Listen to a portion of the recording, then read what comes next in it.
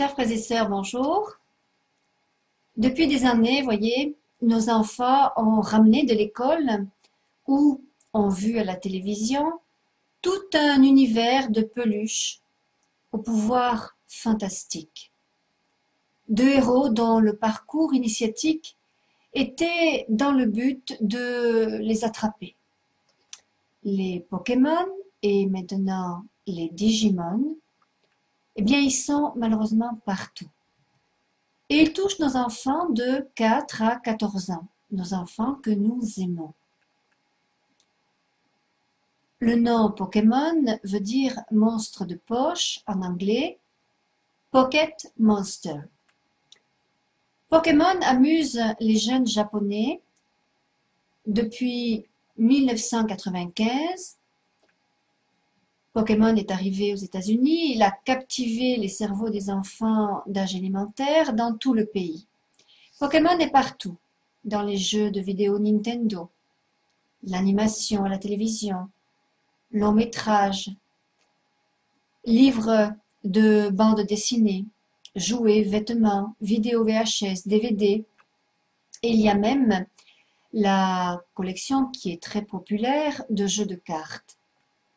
Alors le virus de Pokémon, eh bien, il a affecté virtuellement tous les moyens de médias inimaginables et intentionnellement, ce virus est devenu une épidémie, ce qui incite vraiment les enfants à vouloir à tout prix tout ce qui est Pokémon. Ils sont, on peut dire, obsédés par l'esprit de Pokémon. Mais bonne nouvelle, Jésus vient les délivrer. Alors, qu'est-ce que Pokémon? Les Pokémon sont un lot de 151 monstres qui sont violents, cruels, agressifs, tricheurs, sans aucune moralité. Chacun ayant ses propres capacités de combat spécial, certains se développent ou se transforment en des créatures bien plus puissantes. Ils représentent une source d'imagination et de pseudo-pouvoir, pris très au sérieux d'ailleurs par nos jeunes. Alors, qui donne ces pouvoirs? Eh bien sûr, ce n'est pas Dieu. C'est Satan qui propose aux jeunes de devenir un jour le maître des Pokémon, afin de posséder une puissance surnaturelle, afin de frauder pour réussir et de tuer pour gagner. Et puis, il faut savoir que les Pokémon représentent aussi une initiation aux termes et aux pratiques de l'occultisme. Nous savons que l'occultisme ne vient pas de Dieu. Des cartes d'énergie ou de pouvoir faisant paraître l'enfant invulnérable, des formes rituelles cachées que les enfants prononcent sans en connaître le sens exact, simplement par jeu. Des signes et logos de magie noire tels que les mains en monogramme du diable, des étoiles inversées, des pyramides, tridents et autres symboles ésotériques, etc. Jusqu'à d'ailleurs la numérologie sacrée, puisque le 151e Pokémon s'appelle Mew, M-E-W, et correspond au si célèbre 666, qui est le chiffre de la bête, chiffre donc cité dans l'Apocalypse. La bête, c'est Satan, le démon, le diable, Lucifer, on l'appelle comme on veut. Alors aujourd'hui, je voudrais m'adresser un peu aux jeunes. Et chers jeunes, je voudrais te dire que si un jour tu as utilisé Pokémon, alors bien sûr, tu ne vas pas t'inquiéter parce que tu as un sauveur qui s'appelle Jésus. Tu vas pouvoir rencontrer un prêtre dans l'église catholique, si tu as été baptisé, et tu vas lui dire bien sûr que tu ne savais pas que Pokémon était néfaste pour ton âme. Et le prêtre, eh bien, que va-t-il faire?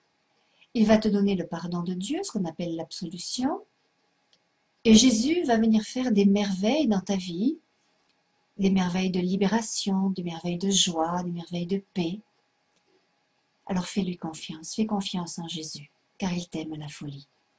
Tu sais, Jésus te bénit 1000 fois. Et tu sais, après ta confession, eh bien, tu vas être totalement libre. Et tu vas être heureux d'être libre. Tu sais, Dieu t'a donné une âme qu'il a déposée lui-même dans ton embryon quand tu étais en formation. Et cette âme, tu vois, Dieu te l'a donnée pour aimer, pour adorer Jésus. Jésus qui est ton Dieu, qui t'aime. Jésus n'est qu'amour et miséricorde dès qu'on se tourne vers lui. Et comme Jésus t'aime, eh bien, il te veut totalement libre. Alors, ce que je te propose, c'est de faire un petit peu comme moi. Le jour où je suis tombée sur les cartes de Pokémon, ces cartes appartenaient à mon neveu et je suis sa marraine, tu vois, sa marraine de baptême. Alors, entre parenthèses, si tu n'es pas baptisé, eh bien, c'est peut-être le moment d'aller rencontrer le prêtre dans l'église catholique pour demander le baptême.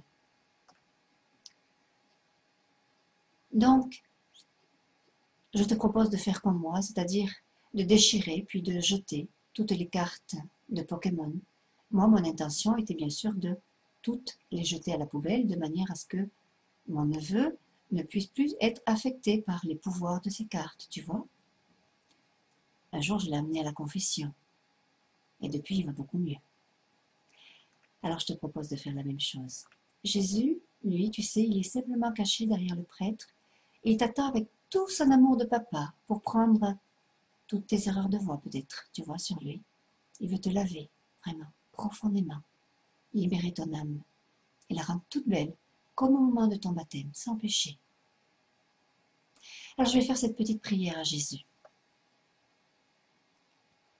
Seigneur Jésus, toi qui es un Dieu d'amour, un Dieu de miséricorde, un Dieu de paix,